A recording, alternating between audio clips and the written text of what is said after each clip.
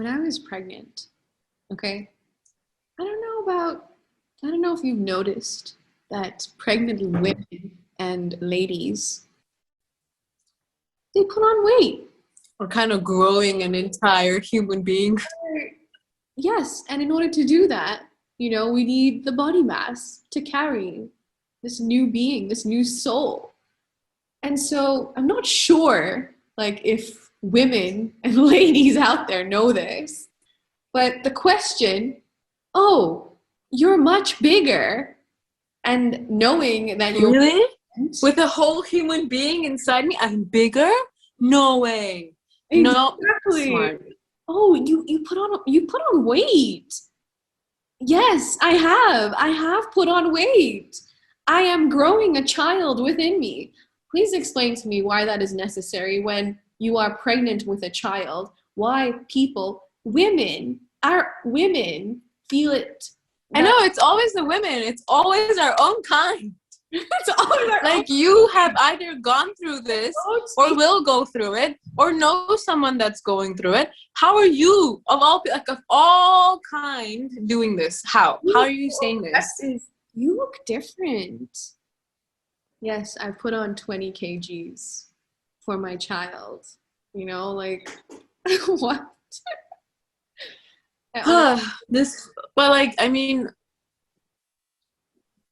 The first thing is like, it's completely ridiculous that happens. But you know what else happens is when you put on weight, and then get asked if you're pregnant when you're not pregnant. That's the worst. That has happened to me, and it's just like when I was on that birth control pill recently. Like I've been. It's crazy. Like, how do you think? Firstly, that you can go up to anyone and ask them whether they look pregnant or not. It's not your business, first of all. And if that person hasn't privately told you that they are pregnant, clearly it is, again, not your business. It's such like basic etiquette that's just like not so common. But I had this thing once where I actually was in a nail salon and I was getting my nails done. And I was on a birth control pill, which are really, really messing with my hormones. And I'd put on weight, but there was a lot more like bloating. Like I had a lot of water retention, and it was on my face. So like the pills weren't working with me. It took such a long time for them to like get out of my system as well. And this woman came up to me who's a friend of my mother's, that I have never had a full-on conversation with. Yeah. But I think that in a community that's so close-knit, people feel like they know you inside out because they know your whole life story and when you fart and what time you go to the toilet. So they feel like they can just come up to you and talk to you and have a conversation anytime because you know who they are and they know who you are. Yeah. And you practically know everybody's life story. So she comes up to me and she was just like, oh my God, Aaliyah, is that you? I did not recognize you. And I'm just like, I was just like, really, like, is it my hair? Like I cut my hair. I did not even go there. Like I had not even fathomed that she would even go there. And I did cut my hair and I dyed it and stuff. And she was just like, you've put on so much weight. What happened? Yes. Like, I was gobsmacked, dude. I was just like, I was in so much shock.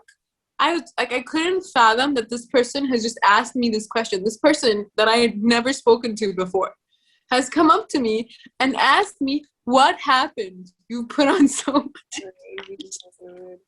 I think, like, as a woman, right, you should know that we have such high, like, beauty standards. We have such high, like, insecurities, over time, looking at our history, our roles that we play in society. You should know that this subject is sensitive and it is not your place. But it's crazy because it stays with people for such a long time. This happened to me years ago. And I still remember it so clearly. Can you imagine? That's crazy, dude. I mean, like, someone like me who's done so much work on myself, I still sometimes look in the mirror and hate my nose because I was bullied so much about it. I still sometimes look in the mirror and hate my forehead, hate the way my body is, hate, different things about me, because this was stuff that I was told growing up or gossiped about, and it's affected so much of me and around me, where until today, as a 27-year-old adult who's, doing quite well, it still affects me. It still gets to me. Yeah. And these are words that we don't realize how hurtful they are and how much they stick with people. How much of an impact it makes over such a long period of time on that individual. I was bullied for my skin color.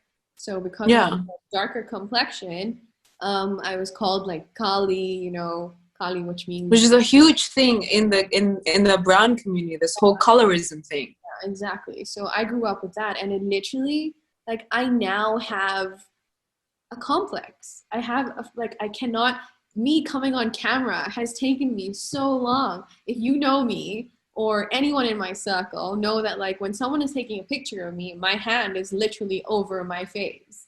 Like, it's taken me so long to just, dismantle that complex.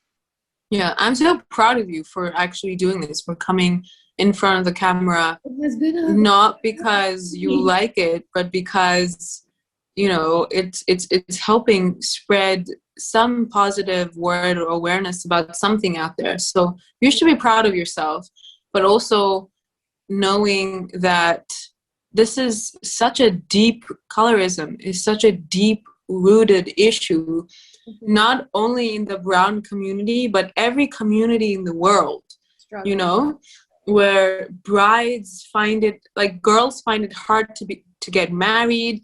In India, like, dowries are increased because daughters are darker. This whole, like, Fair and Lovely industry is like a $1 billion, a fairness industry, like $1 billion industry, and this is stuff that's not good for the skin. Whereas when children, like darker skinned children, go out into the sun and play, which is much needed for the development of their brain, for their health, they're told not to because they get darker. And, I was a makeup artist for a very long time, and I did makeup for girls, I did makeup for brides, and I did 2 courses. I did a course in Pakistan, which is a bridal makeup course, and I did a course in Dubai from an LA-based company, which was for a lot of studio and runway and photography makeup, and also just in general makeup. And what I realized is that there's still these complexes, there's still, like, it's so crazy how every girl I put makeup on would want a Pakistani style of makeup, where the really heavy bridal makeup, where it was literally, it's like a Pritt stick of foundation, and there's like only a few shades that I had, and they wanted not like literally 10 to 12 times lighter, not 1 or 2 shades or 5 shades, 10 to 12 shades lighter than their skin tones. Like, I don't know, should I go ahead with this? Should I do this? Or should I sit with them and have a therapy session with them? It's like, what do I do? I mean, I did your makeup, remember? And you're someone who couldn't find makeup artists because they wouldn't work with your skin tone. And when I worked on your skin tone, I was asked as the makeup artist if I put lighter foundation on you to make you look lighter. And I was disgusted. It's like, are we in the dark ages? Sometimes it honestly feels like that. But I mean, at least there's been some sort of shift. You have people out there who are advocating for, everyone is beautiful, everyone has beautiful features, we all... I feel like this advocation doesn't really get to, the small communities. We need to start running seminars, I think. No, because genuinely, every time I come home, it's like I step into the dark ages. Yeah, it's interesting how we both grew up in like a setting like that. But I think it is changing. I think there is a shift. So, what's the solution? Shut the fuck up. It's not your right or place to say anything. Exactly. STF you up. STF you up. You're so cute.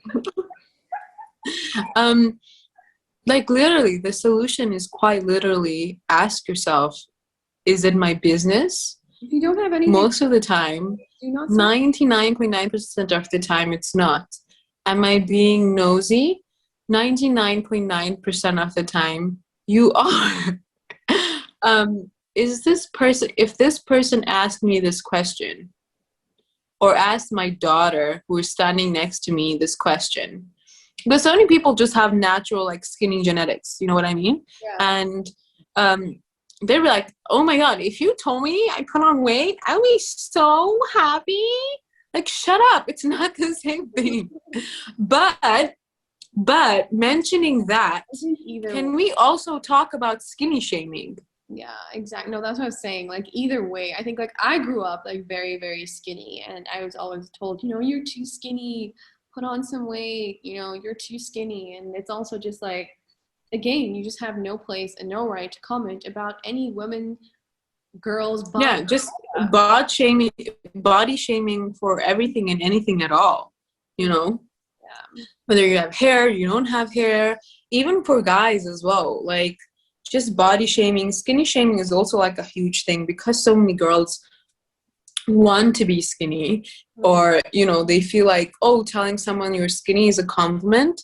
But not everybody takes things the same way. You can literally take away words like curvy and fat and skinny and all these different, you know, different words that you may think that it's a compliment. Yeah. But you can use things like beautiful, pretty, cute, hot. Like what happened to those? Uplifting each other, focusing on, you know, good qualities, good traits, and spreading like positivity and spreading love amongst all of us, really. Yeah. Always comes back to love. Yeah. Love is the answer.